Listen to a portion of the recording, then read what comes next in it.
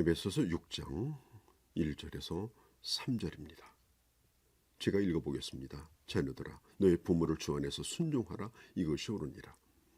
내 아버지와 어머니를 공경하라. 이것이 약속에 있는 첫 계명이니 이는 내가 잘되고 땅에서 장수하리라. 성령 충만을 받은 사람은 세상 사람과 무엇이 달라야 할까요? 그것은 바로 가정생활입니다. 저는 그동안의 부부관계에 대한 말씀을 계속해서 드렸습니다. 가정을 통해서 하나님이 가지신 하나님의 계획은 이 세상 사람들이 감히 흉내낼 수 없는 놀랍고 영광스러운 것입니다. 부부 생활을 통해서 하나님의 자녀의 아름다움을 드러내야 합니다.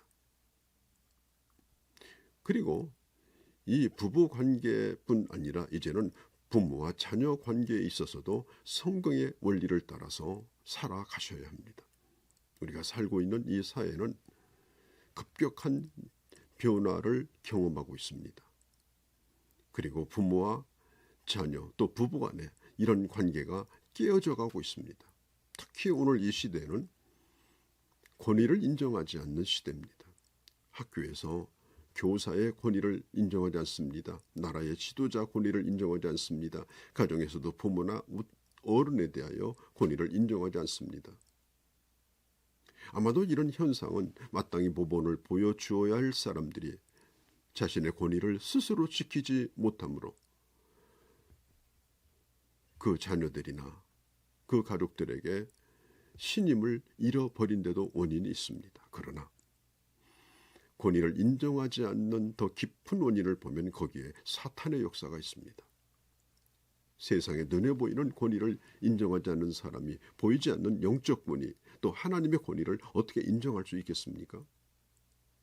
사람에게뿐 아니라 하나님에게도 무릎 꿇는 것을 좋아하지 않는 것이 오늘 현대인의 문제입니다. 오늘 부모가 권위를 상실해 가고 있는 이런 시대, 또 부모가 부모 역할을 잘 못하고 있는 그런 시대, 그게 바로 오늘 우리의 현실입니다. 자, 산의 나무를 다 베어버리면 큰 피해를 당하죠. 산이 헐벗었으면 그것을 막아보자 나무 몇 그루 심어본다고 그 산사태를 막을 수가 없습니다. 회복한다는 게 매우 어렵습니다. 최근에 와서 아주 바람직스러운 운동이 일어나고 있는데 아버지의 역할을 회복하고 아버지의 권위를 회복하자는 그런 좋은 아버지 운동입니다. 가정의 위기가 너무 바쁩니다. 부부도 바쁘고 부자증 하나도 바쁘고 부부 안에도 서로 함께할 시간이 많지 않고 부모 자식 간에는 더 그렇습니다. 낮에 뿔뿔이 흩어져 살다가 또 밖에서까지 저녁도 각자 먹고 그리고 집은 하숙집처럼 그렇게 되어갑니다. 그러니까 아이들은 아이들대로 자신의 생활을 즐기기 위해서 밖으로 놔둡니다. 어른들은 여유가 생기니까 돈 쓰러 다니느라고 시간이 없습니다. 소득이 늘어났다고 해서 더 큰 자동차를 굴리고 더 넓은 집으로 더 많은 클럽에 가입하고 더 많은 월부 물건을 들여놓습니다. 돈을 더 벌지만 그 대금을 결제하느라고 한 달 내내 쉴 시간이 없습니다. 계속 돈을 벌어야 합니다. 계속 나가야 합니다. 도무지 시간 나지 않습니다. 집도 좋아지고 차도 좋아지고 환경도 좋아졌는데 막상 그걸 즐길 만한 시간이 없습니다. 5,000불 수입이냐 인말 10,000불 수입이냐 언제나 바쁩니다. 나중에는 더 소득이 늘어나서 좋은 테니스장을 테니스를 칠 수 있지만은 그러나 시간이 없어서 결국은 잡초만 무성해집니다. 오늘 성경은 말합니다. 부모가 자녀에게 순종하는 것은 이건 옳은 것이다. 세대 차이는 언제나 있습니다. 그리고 세대 차이라고 모든 걸 무시해버리면 안 됩니다. 여러분, 이제 교회에서도 이 권위를 무시하는 젊은이들이 생기고 있습니다. 나이 드신 아버지 같은 어른들, 어머니 같은 어른들을 존중하지 않습니다. 인사도 잘하지 않습니다. 물론 예수를 먼저 믿은 어른들이 신앙의 좋은 본을 보여주지 못한 원인도 있습니다. 심지어 어떤 젊은이는 불을 지르겠다고 서울에 있는 교회 리스트를 뽑았다가 발각이 난 적이 있었습니다. 목사님들도 훌륭한 그리스도인이요, 장로님들도, 권사님들도, 집사님들도 훌륭한 그리스도인이 되어야 하고 매력적인 그리스도인이 되어야 합니다. 그러면 청년들이 그 아름다움을 보고 나도 예수 잘 믿으면 나도 저렇게 훌륭하게 되겠구나. 그리고 꿈을 품게 되고 그리고 교회로 모여드는 겁니다. 넘어서 1장 28절에 또한 저희가 마음에 하나님 두기를 싫어하며 하나님께서 저희를 그 상실한 마음대로 내버려 두사 합당하지 못한 일을 행하게 하셨다고 했습니다. 자, 이 마지막 때가 되면은 그 마음에 하나님 두기를 싫어합니다. 그리고 권위를 인정하지 아니하고 거역합니다.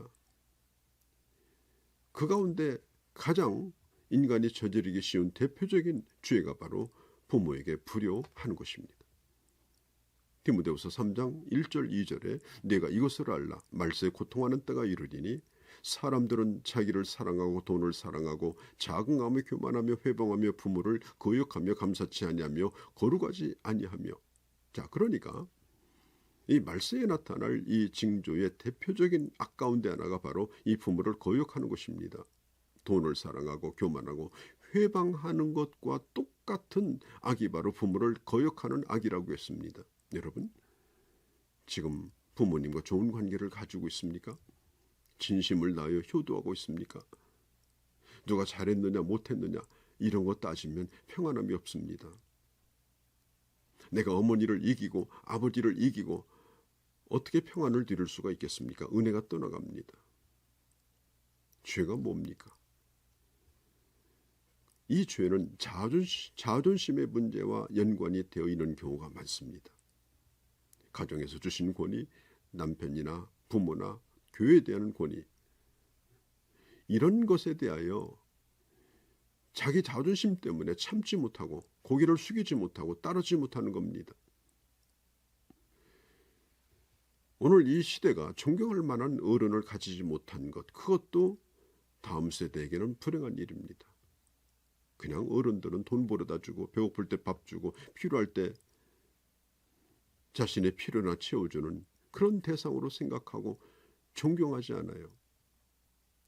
교회에서도 가난하지만 하나님 앞에서 바르게 살아가는 사람들이 얼마든지 있습니다. 목회자들 가운데도 큰 교회 목회는 아니랄지라도 정말 하나님의 종다운 종들이 얼마든지 있습니다. 가까이 가보면 존경하고 따를 수 있는 사람들이 있습니다. 그러나 오늘 이 시대는 그런 사람을 존경하지 않습니다. 그들의 눈에는 그런 사람이 들어오지 않습니다. 부모도 마찬가지입니다. 비록 못 배우고 그리고 세상적으로는 좀 부족한 게 있다 하더라도 그 부모를 공경해야 됨에도 불구하고 그저 사업자금이나 두둑히 대주고 그러면 좋아하지. 그 부모의 인격, 그 부모의 됨됨이 때문에 부모를 존경하는 그런 자녀가 많지 않는 것이 참으로 안타까운 것입니다. 여러분, 부모는 우리가 싸울 대상이 아니고 그리고 부모는 우리가 이길 대상이 아닙니다. 부모의 권위 앞에 하나님께서 세워주신 그 권위를 인정하고 하나님을 공경하듯 부모에게 효도하는 겁니다. 또 부모에게 효도하듯 하나님을 공경하는 것입니다. 사랑하는 자에게 하는 것이 바로 하나님께 하는 거라고 했습니다. 적은 소자 하나에게 하는 것이 곧 하늘에 계신 하나님께 하는 것이다. 이런 심정으로 여러분 부모에게 순종하시고 공경하시기를 바랍니다.